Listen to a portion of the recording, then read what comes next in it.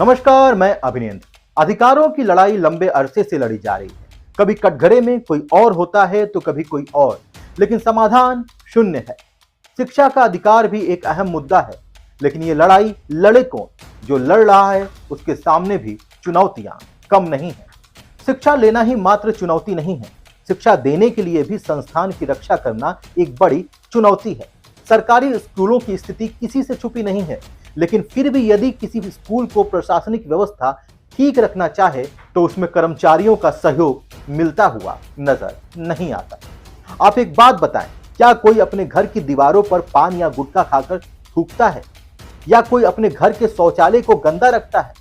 सबको पता है कि गंदगी से बीमारियां फैलती हैं। गंदगी एक गंदे मानसिकता की निशानी भी है। अभी पिछले ही दिनों उत्तर प्रदेश के जनपद गाजीपुर के नवागत जिलाधिकारी आरेका अखौरी ने दीवारों पर फैली गंदगी को लेकर एक्शन लिया था और अब गाजीपुर के बेसिक शिक्षा अधिकारी ने स्कूल के गंदे शौचालय को साफ करके बड़ा संदेश दे दिया है। लेकिन ये सब देखकर क्या गंदगी फैलाने वालों को शर्म आएगी?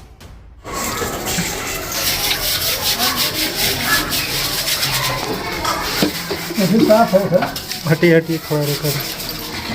ठीक है सर, हो गया सर, हो गया सर, हो गया। ये दाग बच्चे वो सब जम चुका है। वो गर्मी के छुट्टी में बना था ना, तो फिर छिड़का पड़ गया रह गया सब, छुट्टी नहीं रहा है। बहुत खुलवाने का प्रयास किए लेकिन छुट्टा नहीं वैसे।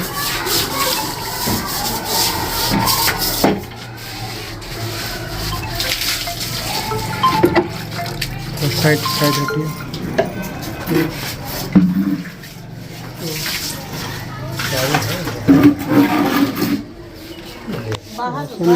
बेसिक शिक्षा अधिकारी हेमंत राव ने अपने गोद लिए प्राथमिक विद्यालय नूरपुर में स्वच्छता पखवाड़ा कार्यक्रम के अंतर्गत सफाई अभियान की शुरुआत किया। ग्राम प्रधान रमेश यादव, विद्यालय के सभी स्टाफ और ग्रामवासियों के साथ उन्होंने झाड़ू लगाकर समाज को स्वच्छता का संदेश दिया।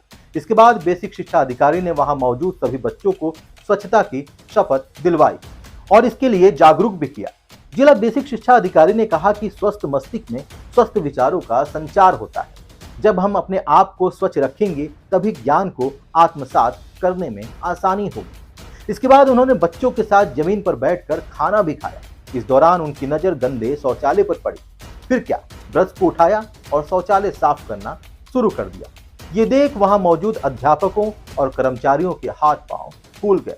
इसी क्रम में प्रत्येक खंड शिक्षा अधिकारियों ने 5-5 विद्यालयों का निरीक्षण किया, जिसमें कुल 75 विद्यालयों के निरीक्षण में एक प्रधानाध्यापक, एक सहायक अध्यापक, एक शिक्षा मित्र, एक परिचारक अनुपस्थित पाए गए। अनुपस्थित पाए गए कार्मिकों को अनुपस्थित दिवस का वेतन मानदेय बीएसए ने अग्रिम आदेश तक रोक दिया, यानी इनका वेतन एक दिन का रोक दिया। देखिए, अक्सर ये देखा जाता है कि विद्यालय परिसर शिक्षक किसी के भी सहयोग से परिसर की सफाई तो कर देते हैं, लेकिन जब हम बात आती है शौचालय की, तो चाहे वो बदबू करते रहे तो हम केवल और केवल निर्भर होते हैं उसके लिए आरक्षित सफाई कर्मी पे, जिससे कि वहीं पे पड़ोस में कक्षाएं संचालित होती रहती हैं और वहां से बदबू आती रहती है। तो इसके लिए जरूरी यह है कि हम किसी पे निर्भर न हो करके, हमारे विद्यालय ग्रामीण क्षेत्रों में स्थित हैं, अधिकतर विद्यालय उन्हीं क्षेत्रों में है, तो इसमें किसी एक सफाई कर्मी के ऊपर ही निर्भर ना करके हम आपस में मिलजुल करके अपने इन परिसरों के साथ साथ अपने शौचालयों की भी सफाई कर सकते हैं। मेरा कहने का और एक संदेश का यही उद्देश्य था कि न सिर्फ हम अपने परिसर का ही सफाई करें, बल्कि अपने शौचालयों को ही उतना महत्व दें, क्योंकि वहाँ से कई संक्रामक रोग के फैलने की आशंका रहती है।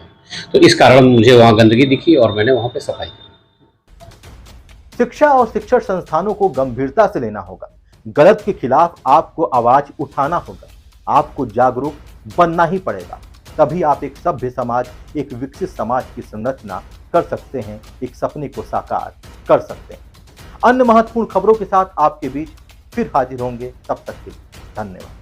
गाजीपुर की शान द होटल ग्रैंड पैलेस। शादी हो, इंगेजमेंट हो, बर्थडे पार्टी, मैरिज एनिवर्सरी या किट्टी पार्टी या हो कोई मीटिंग, आपके पार्टी में भर दे जाम। अत्याधुनिक सुख सुविधाओं के साथ 3 बैंक्वेट हॉल, लजीज व्यंजन से संपन्न शानदार रेस्टोरेंट, आपके पार्टी में 4 चांद लगाने के लिए बड़ा सा लॉन और पार्किंग की सुविधा। जरूर पधारिए द होटल ग्रैंड पैलेस, चुंगी हीरो एजेंसी के सामने, लंका, गाजीपुर।